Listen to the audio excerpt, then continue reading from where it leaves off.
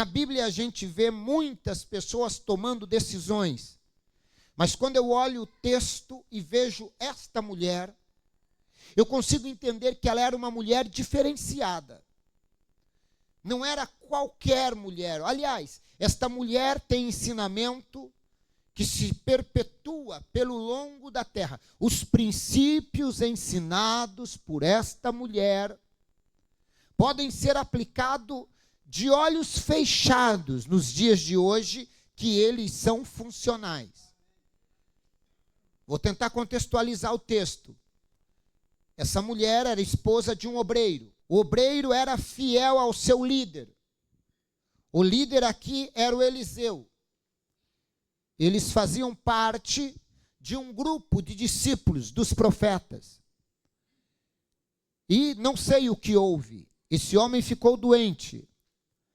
Eu não sei o quanto tempo durou a doença. Mas se fosse hoje, a história se resumiria basicamente nisso. Ficou doente, ele tinha 2 filhos, tinha esposa para cuidar. Eu acredito que essa doença não vai ser nada. Pega um dinheirinho emprestado ali com alguém, assim que eu me recuperar, eu trabalho e pago. Foi um empréstimo por uma necessidade. E esse homem, então, pega um dinheiro emprestado para um tratamento, talvez, em uma situação emergencial, e ele diz assim que eu me recuperar, eu pago. E quando a gente vai pegar um empréstimo, eu não sei se você já percebeu, se você for no banco pegar um empréstimo, ou com quem quer que seja, na hora do sufoco, na hora do desespero, você não lê contrato nenhum. Você só quer pegar o dinheiro, é ou não é? Você só quer, a pessoa diz assim, vê o contrato, que não, você vai lá e assina. Você não questiona, porque você está precisando. E é nessa hora que a gente se torna vulnerável. E a gente pode tomar decisões que lá na frente pode incorrer em prejuízos enormes. Tanto é que as grandes prestadoras de serviço, como operadoras telefônicas, etc., o contrato é enorme. Você vai no banco fazer qualquer coisa, é um contrato de um monte de folhas. Na hora de você assinar ali, as cláusulas que eles colocam ali, que é dever seu, são bem pequenininhas. Então, essa mulher, ela vai agora cuidar do marido doente. Cuidar de um doente já não é fácil. Quem cuidou de pessoas doentes da família? E depois a pessoa faleceu. Quem cuidou? Irmãos, desgasta a pessoa. Não desgasta apenas o doente, a doença. Desgasta também quem cuida do doente. Porque vai chegando um momento que o doente se torna impaciente, e a pessoa que está cuidando do doente também se torna impaciente, por mais paciente que você seja. E é uma questão física. É o seu organismo reagindo. Então, essa mulher enfrenta a primeira crise. Doença, diga comigo, doença. Eu não sei quantos de vocês estão enfrentando a crise da doença. E essa crise, ela vai minando, ela vai roubando expectativas, ela vai criando um desgaste físico e emocional. Mas para piorar a situação, quando você luta, e ainda consegue se reerguer, ainda tem como se fosse uma medalha da vitória. E quando a pessoa morre? A única coisa que você vai ter ali é a consciência tranquila, e que não é pouca coisa, eu acho que é a coisa mais importante. Porque você pode conviver com a dor da saudade, mas é muito difícil conviver com a dor da culpa, né? Então, pelo menos a dor da saudade vai ficar, mas não a culpa de você não ter feito o que deveria fazer enquanto podia. Então, o marido morre. Quando o marido morre, vem o segundo golpe, que eu chamaria de ladrão da alegria. O primeiro ladrão da alegria que veio foi a doença. O segundo ladrão da alegria que veio foi a morte. Então essa mulher agora se depara com o marido morto. Mas acontecem algumas coisas que o texto não deixa muito claro. Ela vai lá, vela o marido, o Eliseu não aparece no velório, parece que os obreiros da casa de Deus não foram no velório, porque foi um velório difícil. Enterra o marido, e ela tem que ir até o profeta anunciar que o marido estava morto, e ela foi baseado em uma pressão que ela viveu. Aí ela volta para casa, tentando consolar os filhos, dizendo: filhos, vamos dar a volta por cima, vamos sobreviver, porque quando você tem uma crise de doença, você já fica baqueado. Mas quando tem uma crise de doença seguida de morte na família, baqueia ainda mais. Mas ainda tem o que para ela pensar? Tem os filhos, sim ou não? Ela diz: eu não posso desmontar porque eu tenho os meus filhos. Quantas mães não se suicidaram ao longo da história porque na hora da tensão lembraram de quem? Dos filhos. Falaram: não, se eu morrer, quem vai cuidar dos meus filhos? Eu tenho que sobreviver. E esse era o sentimento desta mulher. Pensando: eu cuido deles enquanto posso, eles vão crescer e vão cuidar de mim. E ela vai para casa, numa crise financeira muito grande, porque ela vai dizer para o profeta: não tem comida em casa, não tinha nada, senão um pouquinho de azeite. Então ela também financeiramente não estava bem. Então olha as crises que esta mulher estava enfrentando. Enfrentou crise de doença, enfrentou crise da morte e a crise financeira. As 3 piores crises que existem no mundo. Uma pessoa se mata porque perde a riqueza. Uma crise financeira leva pessoas ao suicídio. A perda de alguém. Tem pessoas que depois que a mãe morreu, eles não conseguiram viver e se mataram. A esposa morreu, não conseguiu viver, se matou. O marido morreu, a esposa não conseguiu mais viver na ausência dele e se matou. Então, são coisas que nesta vida afetam as nossas emoções. E esta mulher teve um acúmulo de todas as 3. Doença, seguida de morte e uma dívida. Mas ela se agarrava onde? Nos filhos. Só que quando ela chega em casa que vai descansar, batem a porta da casa dela. E ela sai para ver, era um moço talvez bem vestido, com uma maletinha 007, né? Ela pensou: será que é Deus abençoando o gerente do banco que vai vir trazer um dinheiro? Será que é alguém que ficou sabendo da minha dor, do meu sofrimento? E quando ela sai, que olha, pois não, a senhora é a esposa do senhor fulano de tal? Sim. Será que ele tinha algum seguro e eu não sabia? Algum seguro de vida? Será que é algum dinheiro que vai liberar? Sou eu mesma. A senhora tem 2 filhos, né? Ela falou: sim. Ela pensou: será que tinha também um dinheirinho para os meus filhos? Será que deixou uma herança para os meus filhos? Sim. Então, eu sou a agiota que o teu marido procurou. E ele tem uma dívida para pagar e eu vim receber o dinheiro. Ô moço, o meu marido acabou de falecer. É mesmo? É, então lamento. Ela diz: lamento eu. Meu marido não vai poder lhe pagar, ele está morto. Não, lamento pela senhora. E nesse inteirinho aparece um menino, talvez agarrando a saia da mãe, o vestido da mãe. Talvez aparece o outro abraçando a mãe, dizendo: mamãe, o que está acontecendo? Ele diz: realmente, está na cláusula aqui. São seus filhos, né?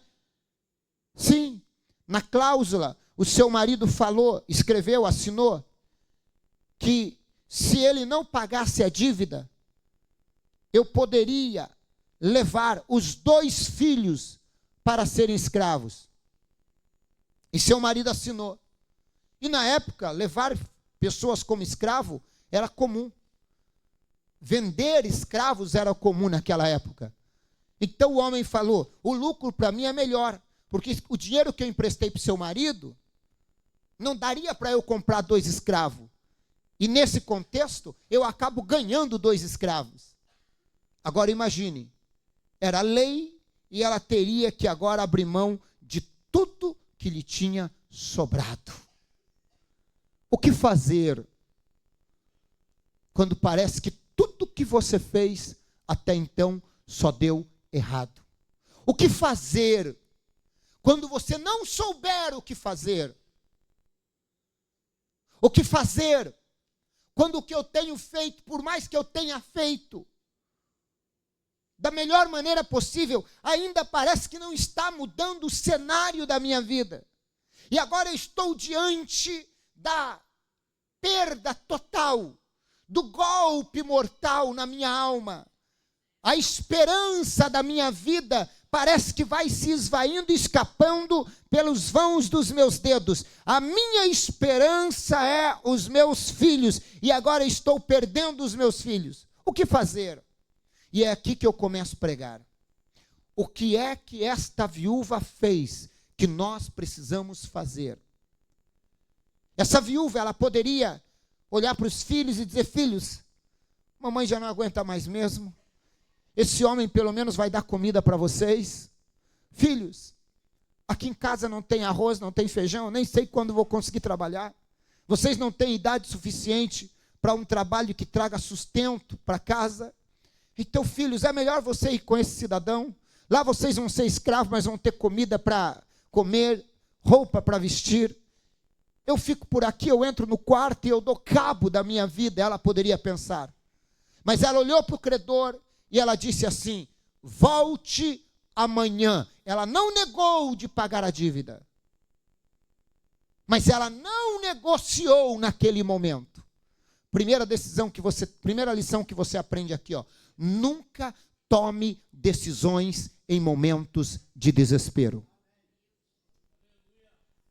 Vou repetir: nunca tome decisões em momentos de desespero. Na hora do desespero não é a melhor hora para você tomar decisão. Nunca tome decisões precipitadas.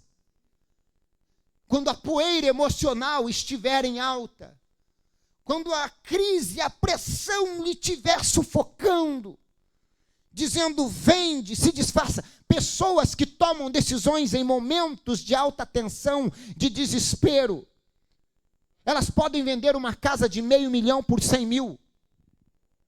Por falta de paciência, esperar a poeira baixar de um dia para o outro. Deixa eu pensar melhor. Vende um carro de 100 mil por 50. Casais são destruídos por um momento de desespero. A mulher pegou uma mensagem no celular, o marido pegou uma mensagem, não teve a capacidade de avaliar, de esperar no outro dia para conversar, não ouviu a resposta da outra pessoa, simplesmente pegou a mala, mandou embora, e o marido foi embora, e ela não quis saber. Vai, some de casa, está pronta a tua mala. E no outro dia ela foi perceber que não era tudo aquilo que ela tinha pensado, e quando ela foi tentar trazê-lo de volta, já era tarde, ele já tinha ido para não voltar mais. Quando o desespero bater a porta da tua casa, porque esse credor aqui, ele é sinônimo do diabo. O diabo nunca vai bater a porta da tua casa quando tudo está bem. Ele vai esperar a crise chegar, ele está espiando de longe. A hora que você estiver em alta tensão, a hora que você estiver em crise, é que ele vai começar a investir. Ele esperou Jesus jejuar 40 dias e 40 noites, e depois teve fome. Quando Jesus estava no ápice da fome, é que ele chega dizendo: você é filho de Deus? É não. Você não é filho de Deus não. Querendo colocar dúvida na cabeça de Jesus. Não, você não é filho de Deus não. Eu garanto que você não é. Todo mundo está dizendo que é. Você acha que é, mas não é não. Você nunca foi filho de Deus. Aí o diabo começa a instigar Jesus. Não, você é filho de Deus mesmo? Então olha essa pedra aqui, ó. Me prova que você é filho de Deus. Se tu és filho de Deus, transforma essa pedra em pães. Para provar que você é filho de Deus, você tem que transformar pedras em pães. Jesus, entendendo que Satanás estava sendo capcioso, estava sendo quem ele era mesmo, maligno e diabólico. Jesus sabia a armadilha do diabo. Jesus sabia que se ele orasse, a pedra transformaria em pão. Ele tinha poder de transformar pedras em pães ou não? Sim ou não? E por que ele não fez? Porque o diabo ia usar o mesmo argumento para mim e para você. Se você é filho de Deus, faça que nem Jesus, transforme pedra em pães. Aí você ia orar, não ia transformar pedras em pães, você ia dizer: não sou filho de Deus. E a grande verdade é que você não precisa transformar pedras em pães para provar que é filho de Deus. Para ser filho de Deus, você só precisa aceitar Jesus. Reconhecer o sacrifício dele no Calvário. Jesus olha para o diabo e diz: não vou cair na sua pegadinha não, Satanás. Você está achando que eu vou transformar pedra em pão para provar que sou filho de Deus? Eu não tenho que te provar nada. Eu não tenho. Você tem memória curta, diabo. Eu sei, Satanás, que você não sabe do futuro, mas que você é esquecido do passado, disse eu não sabia, estou sabendo agora. Memória tão curtinha. Não lembra que há 40 dias atrás, quando o meu primo João Batista me batizou, a própria voz do meu pai bradou: este é o meu filho amado, em quem me comprazo? Eu não preciso transformar pedras em pães. Eu sei de onde eu vim. Então, se Deus operar milagre, eu sou filho dele. E se não operar, eu sou filho dele do mesmo jeito. Se Deus curar, eu sou filho dele. E se não curar, eu também sou filho dele do mesmo jeito. Eu não preciso transformar pedras em pães para provar que sou filho de Deus. Até porque nem só de pão vive o homem, mas de toda a palavra que sai da boca de Deus. Mas note que o diabo é oportunista. O diabo chega nos momentos de maior tensão. É quando você está endividado, quando você não sabe como vai pagar a conta. Você está andando na rua, de repente a senhorinha acabou de sair lá do banco, e ela vai colocar o saláriozinho dela dentro da bolsa, o salário cai no chão, e você está atrás. De repente você vê cair lá uma massinha de dinheiro, R$1.500. Toda a aposentadoria da senhorinha. Aí você olha de um lado, olha do outro, não tem ninguém mais olhando. Só está você andando no caminho, e a senhorinha foi. Aí você diz assim: é a bênção de Deus. Eu estou precisando mesmo. Olha o diabo aparecendo, dizendo: pega o que não é seu. Ó Deus te provando no ápice da tentação financeira. Você tem duas opções: pegar o dinheiro e dizer, ninguém viu, ou correr atrás da senhorinha e dizer, olha, o salário é seu, isso aqui não é meu, tudo é seu. Deus vai me abençoar, mas o que é seu, o que é meu vai vir de Deus, e eu não quero nada do que é meu, oriundo ou vindo de fontes que eu desconheço. É quando você está em crise, quando o patrão tratou você asperamente, você trabalha de diarista na casa dele ou de empregada doméstica, é quando a patroa estava com mau humor, te tratou asperamente, que o diabo diz para você assim, sabe aqueles paletós, aqueles blazer, aquela roupa dele lá, que tem um dinheirinho guardado? Faz tempo que está lá, ele nem sabe, vai lá, pega um dinheirinho, desconta. Você não é capaz de ninguém para ficar ouvindo desaforo. Vai lá, pega aquele dinheirinho que não é seu. Usa aquele dinheiro, ele nunca vai descobrir, nem sabe que está lá. Pelo menos fica quites. O dinheiro não é seu, cuidado com o diabo. Ele vai vir lhe fazer proposta para roubar. No caso da viúva, para levar o que era de mais importante, os filhos. No caso de você, a moral, a dignidade, a honra, o bom nome. É quando você está em crise que o diabo aparece. É naquele dia que o marido brigou com a esposa. E o marido estava meio fora de controle, falou, xingou, maltratou a esposa. Aí naquele dia, você está lá, ele vai ter que pedir perdão.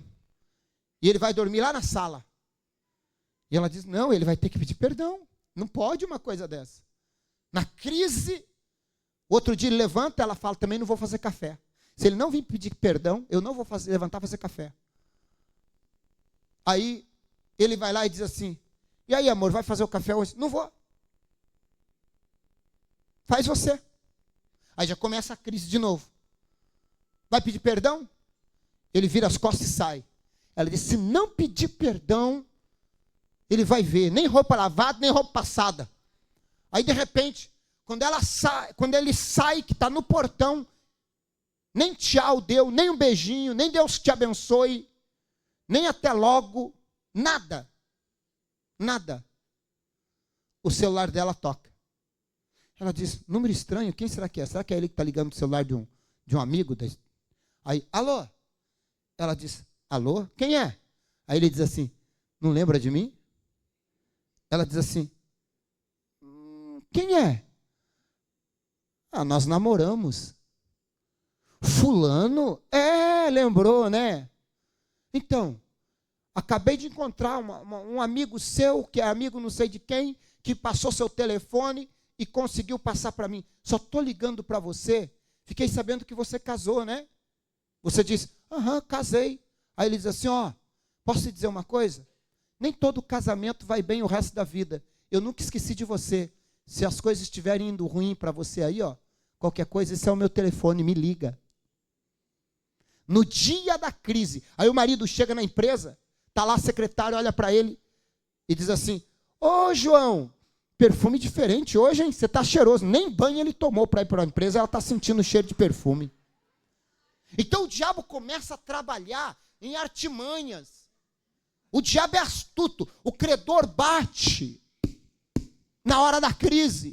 É na hora da crise que ele vai dizer assim, ó, vai para o bar tomar um golinho. Os amigos do bar é melhor que os irmãos da igreja. Ninguém veio te visitar. Vai para macumba, lá eles têm mais união. E aí o diabo começa a metralhar a tua mente. Essa viúva passou por tudo isso. Mas o que ela fez? Ela olhou para o credor e falou: não vou tomar decisões agora. Eu não vou tomar decisões em momento de desespero. Voltou para dentro do quarto e foi orar. Pegou os filhos e foi orar. Levantou da oração e falou assim: eu vou para a igreja. Eu vou consultar o homem de Deus. Notem que ela não vai reclamar para os vizinhos. Notem que ela não vai para o WhatsApp. Fulana, está crise, todo mundo me abandonou, ninguém me ama. Não, ela vai para a igreja. Ela vai consultar o profeta. Espera aí, mas o marido dela não era o líder do... O Eliseu não era o líder do marido dela? Ela poderia dizer: todo mundo me abandonou, ninguém vem saber o que eu estou passando. Não, ela tira todos os pensamentos negativos da sua mente. E ela vai. E a Bíblia diz que ela procurou o homem de Deus. E ela chega diante do profeta. Agora olhe para mim. O que Eliseu tinha que fazer? Olhar para ela e dizer: quanto que é a dívida? A igreja vai pagar a dívida. Seria coerente. E não estou dizendo que isso não pode ser feito e não deve ser feito. Não é isso que eu estou dizendo. Mas cada tipo de pessoa tem que ser diagnosticada com um tipo de remédio. Não dá para aplicar o mesmo remédio para todo mundo. Aqui não é SUS, que todo mundo vai para lá e quase 90% vem com o mesmo remédio. Voltarem, paracetamol, sei lá, quase que tudo é a mesma coisa. Toma isso aqui. Você vai ver, quase todo mundo é a mesma receita. Não. A igreja, o profeta, o pastor, ele tem que ter a habilidade de entender cada tipo de pessoa, de dar a instrução para cada tipo de pessoa. Cada caso é um caso, e nem todo mundo deve ser tratado do mesmo jeito. A igreja é um hospital, e por ser um hospital, a gente tem que dedicar especialidade para cada tipo de problemas. Então Eliseu olha para ela, ela vem dizendo: meu marido morreu, ele era teu servo, e agora o credor veio e eu não tenho nada em casa. O que eu faço? Notem que ela recorreu a Eliseu. Uma coisa interessante na vida desta mulher é que ela sabia a quem ela ia recorrer. Porque tem gente que quando ele vem falar comigo ou com qualquer pastor, ele já falou com a torcida do Flamengo inteiro. Ele conta a vida dele para todo mundo. Ela conta a vida dela para todo mundo. Depois não sabe por que fica arrumando luta. Posso lhe dar uma orientação? Não conte seus problemas para quem não pode resolver. Você está com problema com o teu marido. Estou achando estranho meu marido. Estou achando esquisito. Ele chegou com umas marcas esquisitas aqui na roupa, tal. Não sei não, estou desconfiado. Isso vai falar para a vizinha. Vai que ele está saindo com a vizinha vai dizer: agora você para de vigiar mais com a tua roupa. Quem está entendendo o que eu estou dizendo? E tem outros não, que fica contando os problemas. Vai lá para o vizinho: porque meu marido anda meio duro, anda meio áspero comigo, tal, vizinho, eu não sei o que eu faço. A vizinha: olha, se eu fosse você, eu largava dele. Às vezes ela já está até de olho no teu marido. Então não fica contando os teus problemas para quem não pode resolver. A pessoa está pior do que você. Você vai reclamar para ela pedindo ajuda. É a mesma coisa que eu estar com gripe e lá para quem está com pneumonia pedir para ele me curar. A pessoa está com tuberculose, eu estou com uma gripinha. Aí eu vou lá: o que eu posso fazer para sarar da minha gripinha? Aí a pessoa dá 2 respostas, um espirro na minha frente. Aí da gripinha eu saio com tuberculose. Ué, entendeu o que eu falei ou não? Você não vai conseguir melhorar de vida pegando instrução com quem está pior que você. Todas as pessoas que vêm me dar conselho, todas, sem que eu peça, porque às vezes eu peço, mas todas as pessoas que vêm, eu acho que você tinha que fazer assim, eu olho para a vida dela está melhor que a minha, eu vou acatar o conselho e vou avaliar. Está pior que a minha, eu nem ouço. Por quê? Porque só pode dar quem tem. Se a pessoa não tem a caminhada, não tem a experiência, como é que ela pode te ajudar? E outra, tem coisa que é entre você e Deus. Então, nem todo mundo entende o teu contexto de vida. Então, não vem. Chegou na igreja, não fica contando para todo mundo teus problemas. Tem gente que o dia que o marido chegar a se converter, o nome dele já espalhou como homem mau na igreja inteira. Porque a irmã sai contando para todo mundo.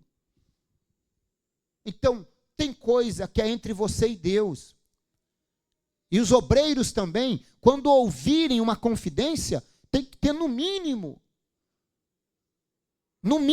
o caráter de guardar aquilo para si.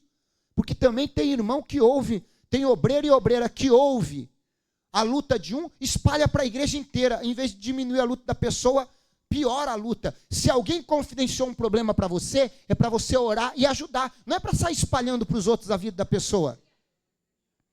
Olha, eu estou endividado, eu preciso de um milagre financeiro. Dá para a irmãzinha orar para mim? Aí você já sai falando, você viu a fulana lá, está toda endividada. E não sei como é que comprou um sapato daquele lá ainda, não sei, papapá, e começa a falar mal da vida da pessoa. Quem está entendendo o que eu estou dizendo? Então, por isso, você tem que ter a capacidade de saber com quem é que você vai confidenciar seus problemas. Eu vou dizer uma coisa, dá para contar nos dedos das mãos, e uma mão só. Dá para contar nos dedos das mãos as pessoas em toda a sua vida que é capaz de ouvir e te ajudar, sem sair espalhando e sem uma hora oportuna usar aquilo contra você, porque tem gente também que é mau caráter. Ele te ouve na hora da fraqueza e amanhã ele se vira contra você e aquilo que você confessou na sua fraqueza, pedindo ajuda, ele vai usar como uma arma contra você. São pessoas malignas e diabólicas, sem nenhum tipo de escrúpulos e nenhum tipo de caráter. Porque se tem alguma coisa que foi confidenciada em um momento pastoral, vou dar um exemplo aqui. Você é obreiro da igreja, você caiu em algum tipo de transgressão, em pecado, eu sou o líder da igreja. Você vem e fala para mim assim, pastor Alexandre, eu estou tendo um problema com a minha mulher, eu traí a minha mulher, os meus filhos não sabem, eu quero que você traga a minha esposa aqui para a gente tentar conversar. Eu e minha esposa queremos recomeçar, mas está muito difícil. E eu preciso que você faça uma reunião. Eu chamo tua esposa, você é obreiro, chamo, fazemos a oração. Ela também confidencia algumas coisas e ele também confidencia tudo. E eu falo, a partir de agora é uma nova história e vocês reconstroem uma vida de sucesso. Só que daqui a uns tempos, vocês saem da igreja e dizem assim, vamos abrir uma igreja. Deus mandou abrir uma igreja também.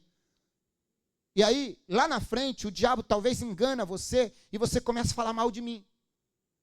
Porque o pastor Alexandre, o negócio dele é isso, o negócio dele é aquilo, só andar de avião para lá e para cá, o negócio dele não é nada daquilo que... Está mentindo a meu respeito. Está mentindo. Você pode ter certeza, por mais que você minta, por mais que você fale o que quiser, jamais eu vou trazer a história do passado, jamais eu vou jogar no ventilador aquilo que você me confidenciou no tempo em que você precisava de ajuda e que de fato serviu de ajuda para você e você se perdeu dali para frente, e eu não quero trazer assuntos do passado para complicar pessoas da tua família que talvez não tem nada a ver por falta de escrúpulo seu depois de um tempo. Não, eu não posso fazer isso e eu não o faço. Isso é falta, literalmente falta de uma boa conduta espiritual. Então, se alguém vem no meu gabinete confessar alguma coisa, nem minha esposa e meus filhos ficam sabendo. E tem pastor que vai para a rede social expor. Não vão ficar sabendo. Da minha boca não vão. Se no confessionário do padre, ele se obriga, dentro de uma regra, e isso é regra na igreja católica, a guardar segredo, eu não posso perder para padre. eu não posso. Não desmerecendo o ministério sacerdotal dos padres, não. Mas eu não. Eu também fui chamado, e acredito no meu chamado, para ajudar pessoas e não para destruí-las. Então, não conte seus problemas a qualquer um, porque não é qualquer pessoa que tem capacidade de te entender. Você vai contar para um, meu marido morreu, só ficou meu estou todo endividado. Também quem manda ficar gastando, também quem manda emprestar. Não vai saber da sua história. Não vai perguntar sobre o porquê. Não vai. Ele simplesmente vai jogar na cara.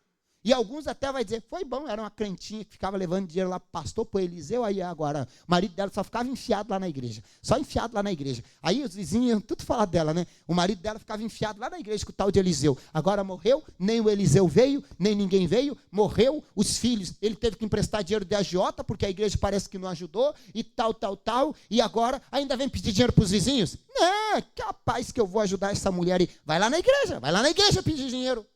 Iam murmurar dela ou não iam? Mas olha o que ela faz. Irmão, essa mulher é incrível. E tem coisas que nem eu entendo também. Porque Eliseu deveria ter cuidado dela, no meu pensamento. Mas o meu pensamento não é a regra de Deus para as pessoas. Eliseu recebeu ela. E olha como Eliseu é frio. Olha o versículo de número 2. Olha o que ela vai dizer no versículo de número 2.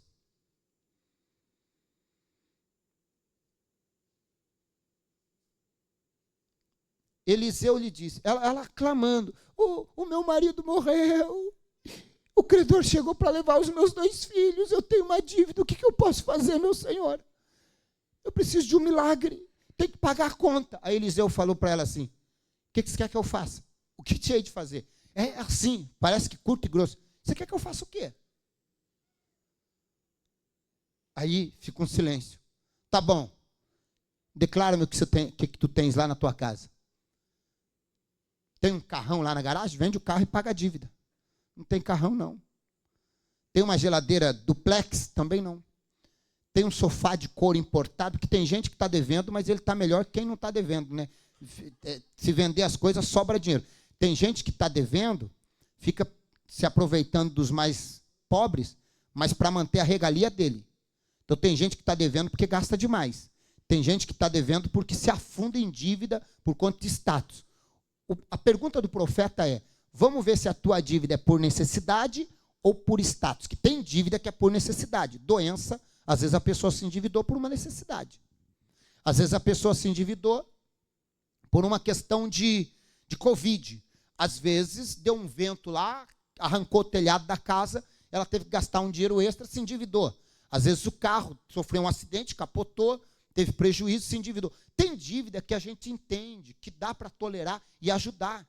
Agora, tem gente que está endividado, mas se olha no guarda-roupa, na sapateira, parece uma centopeia que mora lá. Tem 50 pares de sapato.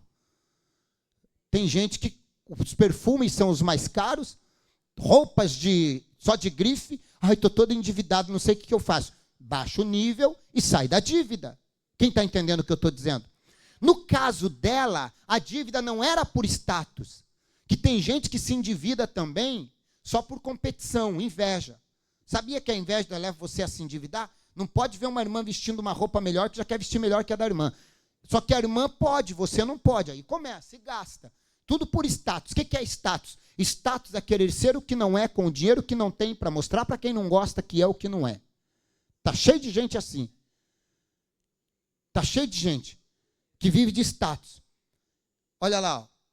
Então, Eliseu perguntou, o que você tem? Não tem nada. Nada. Para te falar bem a verdade, não tem arroz, nem feijão, nem carne, então nem se fala, nem ovo. O que tem lá é um pouquinho de azeite. Ó, o que tem lá é só azeite. Eliseu falou, o negócio está feio mesmo, hein? Olhou para ela e pensou, se eu falar para ela, vamos pagar a dívida da senhora, não vai resolver o problema dessa mulher. Eu não vou dar o peixe para ela, eu vou dar a vara e vou ensinar ela a pescar. Essa mulher tem fé, porque para ter vindo falar comigo tem que ter muita fé. Na situação que ela está, ela tem fé. Ela mostrou que é inteligente. Falou para ela, Você contou para os vizinhos lá a dívida que você tem? Não, meu senhor. Só o senhor sabe, ninguém sabe. Que bom que você não contou para os vizinhos. Então vai lá nos vizinhos e diz para eles emprestar vasos para você. Porque se ela conta que está todo endividado, ninguém vai querer emprestar nada mais para ela. Essa mulher vai vender os vasos da gente para pagar a dívida. Diz para eles emprestar vasos. Entra dentro da sua casa, fecha a porta do teu quarto, sobre você e sobre teus filhos, e aí começa a derramar um pouquinho de azeite que tem. Você vai ver que vai multiplicar. Vai multiplicar. Vai multiplicar. Azeite era usado para unção, azeite era usado no santuário, azeite era usado como alimento. Então o azeite, segundo os historiadores, estava em falta também na época. Então estava num valor altíssimo. Então quem tinha azeite tinha ouro. Vai lá, enche todos os vasos. E ele diz isso. Só isso. Ela poderia olhar para ele e dizer assim, mas espera aí, você não vai me dar o dinheiro para pagar a conta? Você está achando que até o pouquinho de azeite que eu tenho eu vou desperdiçar lá nos vasos, jogar fora? Não vai multiplicar, eu vou perder até o pouco de azeite que eu tenho? Mas ela não questiona. Ela vai para casa e fala assim, filhinhos, vai lá na Dona Maria e tenta emprestar um vaso lá, pede. Ela tinha tanta moral na praça que até os filhos iam lá pegar vaso. E os filhos iam e traziam. Aí ela entrou no quarto e falou, vem cá, filhos, fecha a porta. Quer ver? Ó. Vai para o próximo versículo 3. Então disse, vai e pede para ti vasos emprestados a todos os teus vizinhos, vasos vazios, não poucos. Sabe o que o profeta estava dizendo? Quando a porta da prosperidade, da bênção abrir, aproveite, porque vai ser muito. O máximo que você puder. Versículo 4, olha o que ele vai dizer. Então entra e fecha a porta sobre ti e sobre teus. Deixa eu explicar uma coisa aqui. Tem bênção que é só para você e para sua família a princípio. Não tem que sair espalhando para todo mundo. Tem gente que perde por causa da língua, sai falando para todo mundo. É porque eu e os meus filhos vão viajar para Paris, eu e meus filhos vão viajar. Aí acaba entrando uma inveja terrível, ninguém viaja. Até que a coisa aconteça, tem coisas que você tem que manter segredo. Eu e os meus filhos estamos fazendo uma economia para comprar um carro. Inclusive tem um fulano lá que está comprando, vendendo um carro baratinho. Aí vai outro na frente e compra o carro antes de você juntar todo o dinheiro. Ei, tem bênção que não é para ficar expondo na internet. Tem gente que se expõe demais na internet. Coloca a vida todinha. Aí vai lá, final de semana, estamos viajando para a praia, não sei para onde, vamos não sei para onde, eu, meu marido, Deus abençoe meus filhos. Quando volta, o ladrão já levou tudo da tua casa, porque sabia que a casa estava vazia. Para de ficar se expondo na internet. Tem coisa que é para você e para a tua família curtir, não é para você ostentar. São coisas individuais da família. Até que a bênção chegue, vai lutando. Porta fechada. Deixa Deus agir primeiro. Depois que a bênção vir, depois que está com a chave na mão, depois que você está ali desfrutando, aí sim, aí testemunho, porque aí é a vitória de Deus. Aí você vai contar as vitórias, quem está entendendo? Ó. Põe a parte a que estiver cheia. Vai enchendo e vai deixando de lado. E foi isso que ela fez. Chamou os filhos. Imagine o que esta mulher não produziu na vida dos filhos. Talvez os filhos dizendo, mas mamãe, a senhora ainda foi lá falar com o pastor? Foi lá falar com o tal de profeta, com Eliseu? Foi lá, mamãe? Foi lá? Eles nem vieram aqui, mamãe. Calma, filho. Não murmura de Deus. Mamãe conhece o profeta. Eu não sei a razão porque ele não veio. Eu não vou questionar. Calma, filho. Mas mamãe, você acha que Deus nos ama? Calma, filho. Obedece, vai lá, empresta vaso. Aí, ela fala, põe o primeiro vaso aqui. E ela começa a derramar o azeite. O vaso começa a encher. E a botija aqui parecia que tinha uma fonte aqui dentro que não acabava o vaso. Um filho disse para o outro, mano, Deus é real. Os menininhos, né? Meu irmão, Deus é bom demais. Oh, glória! Aí o menininho, glória a Deus. Acho que um já ficou pensando, a gente vai hoje no McDonald's, a gente vai na churrascaria, a gente vai comprar um sapato bom. Coisa de menino, né? Olhando aquilo e se maravilhando. E ela séria ali, enchendo. Traz mais vaso, filho, vai lá. E eles foram trazendo. até que ela falou, traz mais. Eles falaram, mamãe, não tem mais. Vai lá na dona Tereza, já fui. Vai lá na dona Joana, já fui. Vai lá na Sebastiana, já fui. Vai lá no seu Pedro, já fui. Acabou. Não tem mais mesmo, não. Ela aproveitou o máximo. A Bíblia diz que quando, olha lá, ó, versículo 5. Ó, põe a parte que estiver cheia. Partiu, pois, dele e fechou a porta sobre si e sobre seus filhos, e eles lhes traziam vasos e ela os enchia. Versículo 6. E sucedeu que cheios que foram todos os vasos, disse a seu filho, traze-me mais um vaso. Porém ele disse, não há mais vaso nenhum. Então o azeite não acabou.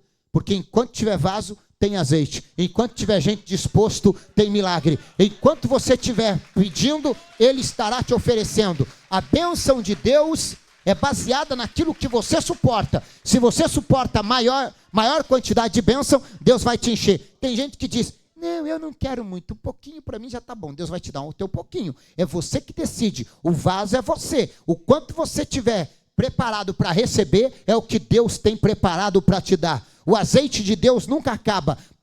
Não é porque falta azeite, falta vaso. Porque se tiver vaso, vai ter azeite. Aí parou. Quando estava tudo cheio, ela poderia olhar, olhou do lado dela, falou, estou rica, estou milionária. Aquilo era uma mega cena. Estou rica, estou milionária. Ela poderia dizer assim, oba, ô filhos, vamos fazer uma coisa? Vamos vender isso aqui? Vamos pegar o dinheiro e ó, vamos zarpar. Vamos embora desse país? Não vamos pagar credor, coisa nenhuma. Estamos ricos. Poderia, não poderia? Ela poderia falar, filhos, vamos vender um pouquinho desse azeite ali para a Dona Maria? E já vamos para a churrascaria, vamos comer, depois a gente vai para a loja amanhã, compra bastante roupa. Poderia ou não poderia? Mas olha o que ela vai dizer agora. Versículo 7, Versículo 7. Olha o que vai dizer. Então, veio ela e o fez saber ao homem de Deus.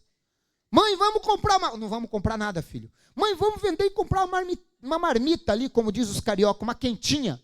Não. O que a senhora vai fazer, mãe? Primeiro eu vou lá falar com o homem de Deus agora. De manhã eu estava pobre, paupérrima, na miséria.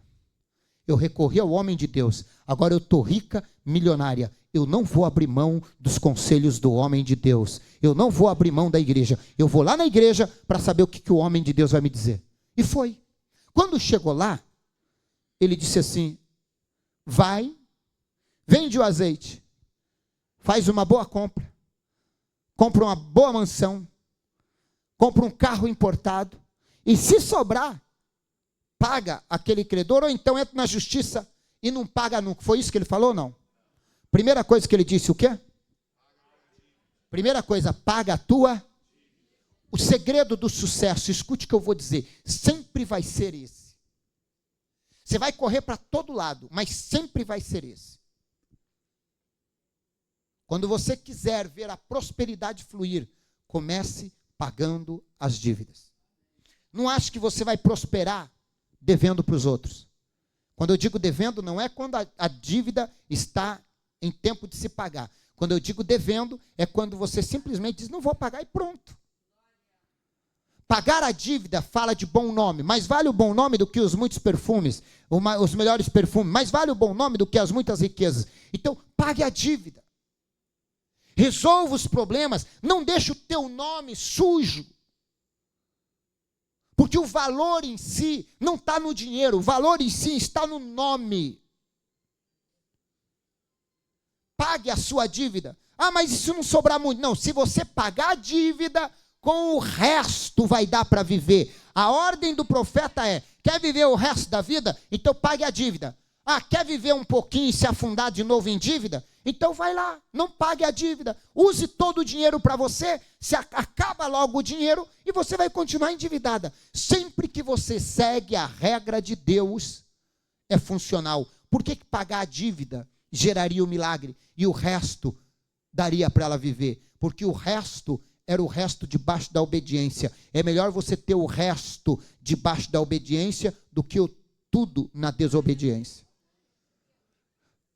Por que tem gente que tem dificuldade de pagar o dízimo?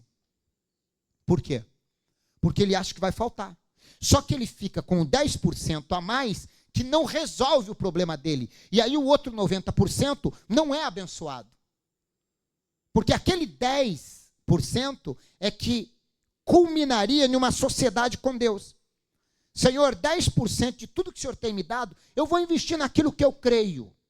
E eu creio que a tua igreja é uma igreja que tem produzido resultados bons à humanidade. Porque quem não crê nisso, não precisa dizimar. Mas a partir do momento que você acredita que a igreja que você congrega, a igreja que você está, é uma igreja que, de alguma forma, tem trazido um conforto, quando eu digo conforto você não vem num culto onde a igreja está sendo tratada relaxadamente. Tem ar-condicionado, tem um bom assento para você se assentar, a gente melhora dentro das condições. Você diz, não, é confortável. A casa não é minha, é de Deus. Alguém banca tudo isso, então eu vou ajudar. Então, é nobre da minha parte ajudar a conservar o ambiente, que acima de tudo é o ambiente que eu estou, mas também tem o lado espiritual, que é o ambiente onde o reino de Deus é promovido, onde pessoas entram e são curadas, onde missionários são enviados para fora, onde alimentações para o necessitado é enviado, onde o que o médico não pode fazer, Deus faz. Então, eu vou oferecer meu dízimo, só que o meu dízimo é a primeira parte. Então, primeiro eu dou o meu dízimo, e o resto que sobra é meu. Por isso que dá para viver. Quando você entende essa ordem, o que é o resto?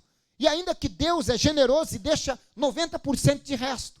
Só que o 90% se multiplica infinitamente mais. Por que, pastor, que não está prosperando na minha vida? Porque você faz o seguinte, você pega o teu 90%, usa, e depois traz o resto para Deus. O resto não é para Deus. É a primeira parte. Primeiro, ele não diz, primeiro compra as coisas e depois com o resto pague a dívida. Não. Primeiro pague a dívida.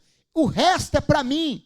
Só que o resto meu, de Deus, quando Deus deixa o resto para mim, imagine eu, irmãos, o tudo meu não chega aos pés do resto de Deus para mim.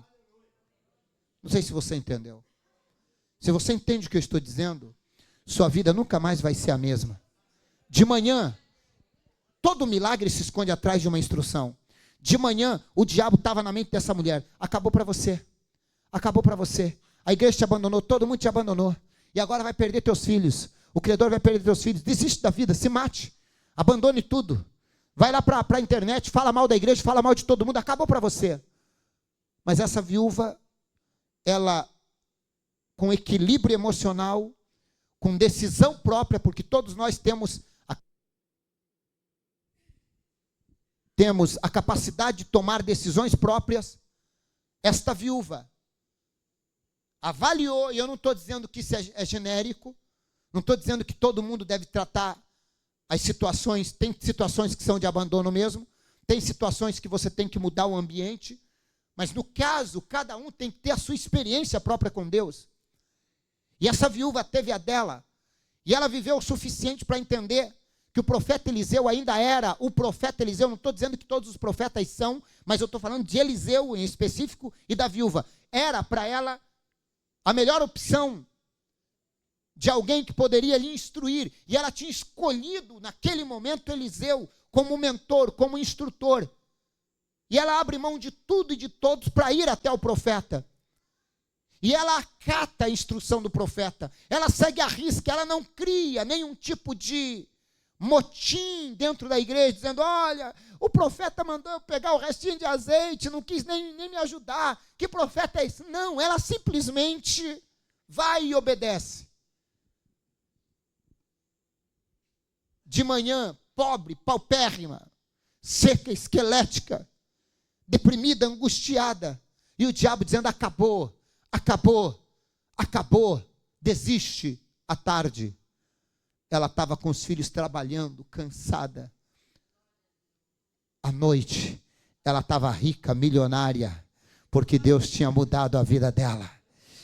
De manhã, o diabo acabou para você. De noite, ela, toma, Satanás, o meu Deus é o dono da prata e do ouro.